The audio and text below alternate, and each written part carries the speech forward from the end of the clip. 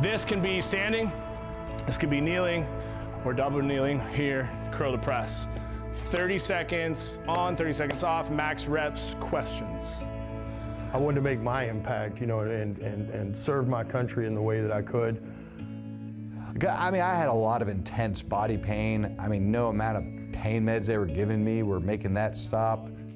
Just, you know, working, doing the American Dream thing, and all of a sudden one day I was out riding my bike and a distracted driver, she was texting and driving, and she ran a red light while she was doing so, and boom, she hit me in one of the intersections. Life can neither be easy nor expected. Changed my life from what it was then to what it is now. But for all the difficulty that adversity can carry, comes the opportunity to move past it.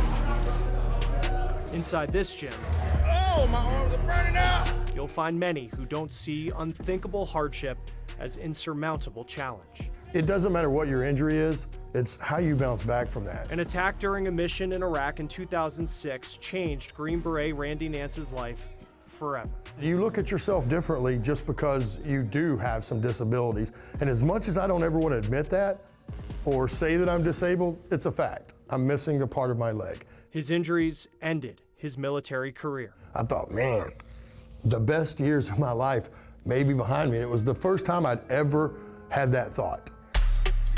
But then he stepped into Adaptive Training Foundation outside of Dallas. So that first class for me was pretty much life-changing. Doing hard things together galvanizes us, allows us to open up about the reason behind the reason why we feel stuck or why we feel limited in our lives. Runner, walker ready!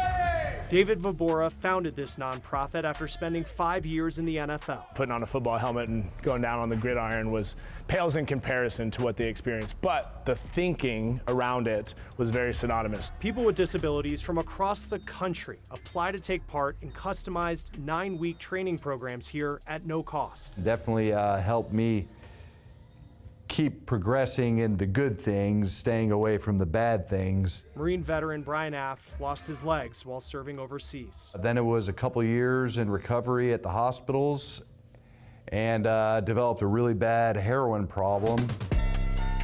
Here, he found help. You're gonna end up forcing yourself into a better mental place because you're still making physical improvements on yourself and you're gonna feel good about that. When they tell you that you can't do this or you can't do that, this is a place of can. After being hit on his motorcycle, Army veteran Keith Murphy had more injuries than most people have in a lifetime. Dislocated shoulder, collapsed lung, 7 broken ribs, lacerated kidney, a broken hip, broken pelvis. My leg was amputated, broke my back, broke my neck.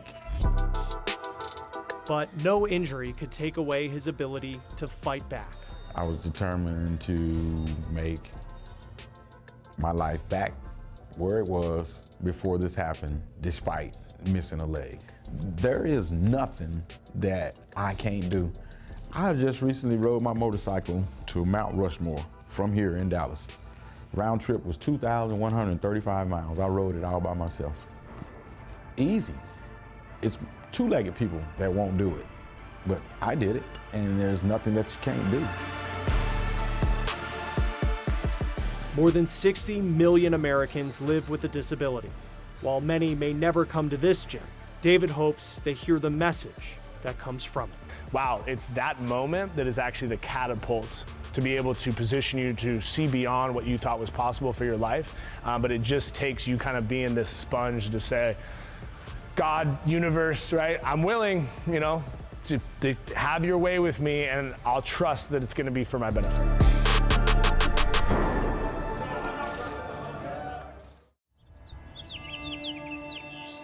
This is just something I like to use as an outlet, and it's my way of training. We say hindsight is 20/20.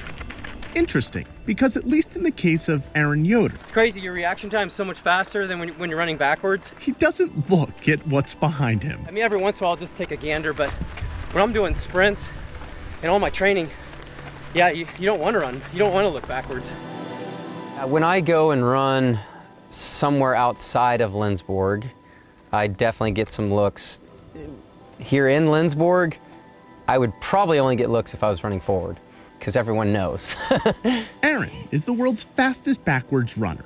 It's a record he set in 2015 when he ran a backwards mile in 5 minutes and 54 seconds. It's in the Guinness Book of World Records if you want to check.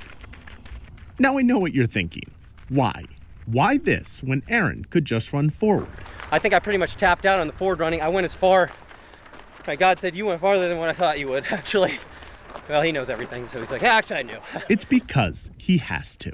These injuries, I probably had every injury you could imagine, to a certain point where it was like I pretty much rode the donkey till it dies, as I like to say, and I just couldn't run anymore. And I was like, well, I have another opportunity here. All right, on to practice. After several hyperextended knees and a torn meniscus, Those glasses just fell down. That's nice. Aaron went to a doctor 10 years ago who said he was done. For a marathoner and college track coach who would log 100 miles a week, it nearly broke him. Until Aaron figured, why not give doing it backwards a shot? It literally feels like I'm flying, because even if the sun's out and I can see, you don't really see your legs, they're kind of behind you, so you almost feel like you're a floating torso. Aaron laughs, but the thing is, this is actually a thing. There are world championships. People want it to become an Olympic sport. And there are studies from the National Institutes of Health that show running backwards can be a better workout than traditional running, while eliminating impacts on the knee. But the physical effects don't keep pace with what this discovery did for Aaron's mind. At the time, he had lost his grandmother, a close friend, and was going through a breakup, all while the track program was in jeopardy. There's a tendency, especially as Americans, to be forward-thinking and goal-oriented, and that's good, but by running backwards, it allowed me, and especially in that time, to not look at how far I have to go, because it's going to be insurmountable, but to simply look at how far I've come. What I had on my plate at that time, I'm like, I cannot do this. But then running back, it started changing. Just do what you can today. You may laugh, you may scoff, you may think all of this is silly. Now the competitive side comes out, I'm like, I'm gonna race this damn thing. But Aaron's smile proves it took him going backwards to move forward. I'm Dan Grossman. I am Caroline Keith. Namdi Nwafo. I am a registered nurse. Internal medicine physician, doctor. Did it take you a lot of coercing to sit down and do this?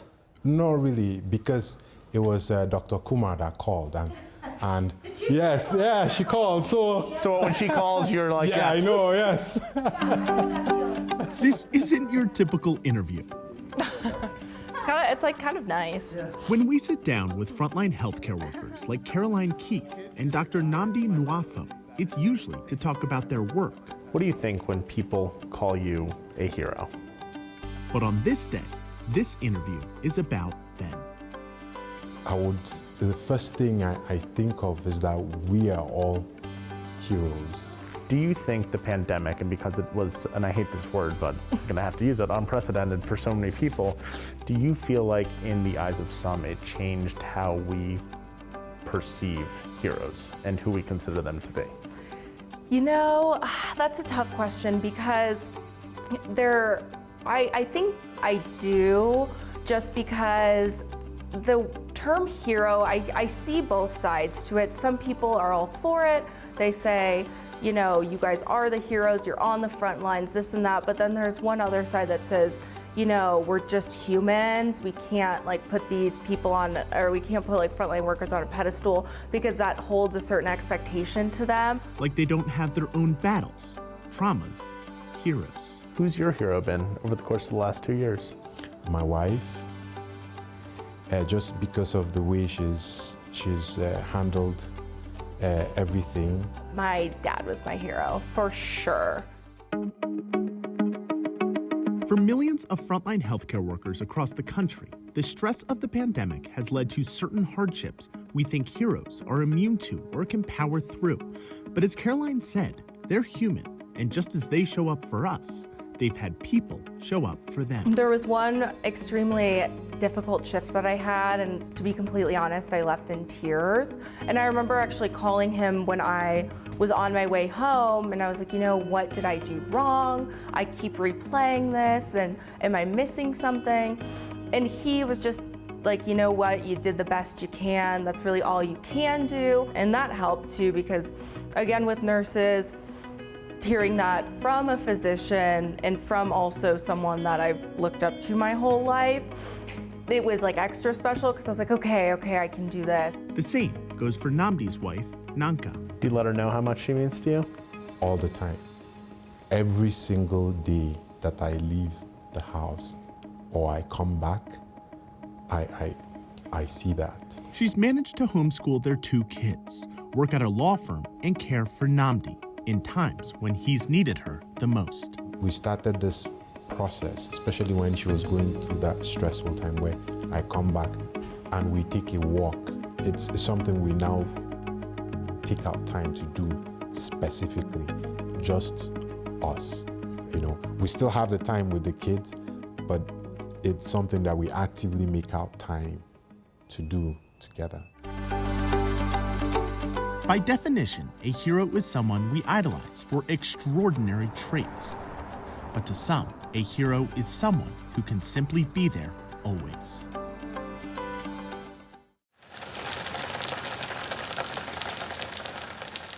It's kind of like Groundhog Day. You're stuck in this repetitive, emotional mess. For Terry Straka, listening to the rain against her window is no longer a calming sound. Because you're constantly on guard, because you don't know. It's okay, no one can tell you, are you gonna flood again? Her home in Myrtle Beach, South Carolina used to be her place of peace. I invested into this property. This is my heritage. This is where I've raised my children and my grandchildren now. But that heritage was almost swept away by Hurricane Matthew in 2016 and then Hurricane Florence. In 2018, it was twice as worse. There was over 4 feet of water and it sat there for several weeks. So it was disgusting.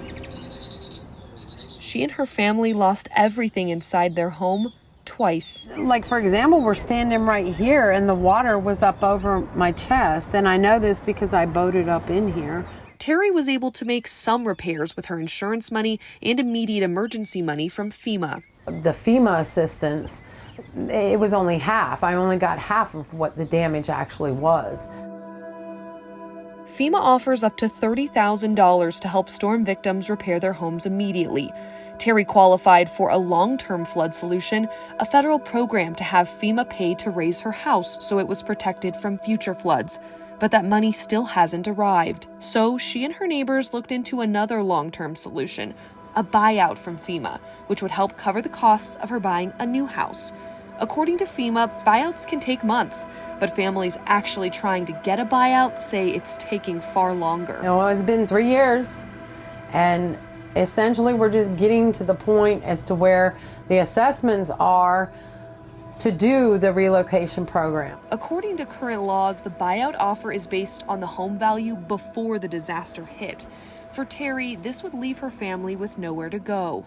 Well, for my particular case, property values have went up astronomically, and so you come at me with a 2018 pre-disaster assessment, I can't manage with that. You give me $100,000 or what have you. I can't go buy something even comparable to that. With no idea how to move forward, Terry found guidance in nonprofit Anthropocene Alliance.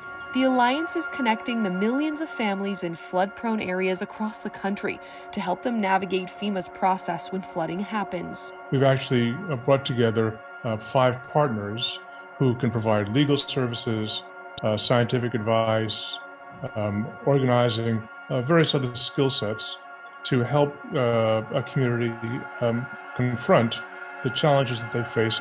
We think this kind of model of services is one that the government can follow also. A study by Environmental Research Letters estimates that 41 million Americans are at risk for flood damage to their homes and may someday need repair or buyout assistance. FEMA only estimated 13 million Americans. As climate change brings more intense flooding and storms, Stephen believes FEMA is not keeping up with the times and needs to update its policies so homeowners can get their money and can either repair or move out. I don't want to go and blame FEMA or the, quote, faceless bureaucracy entirely, because they do, after all, have to protect the interests of American taxpayers. But nevertheless, there can be ways to streamline the process, and we're trying to help FEMA. There's going to be a lot of people that are depending on these measures to be done correctly. And even though Terry is stuck waiting for answers today, she knows one day her home will once again be her happy place, even if that home has to be somewhere else. I am hopeful things will eventually get done.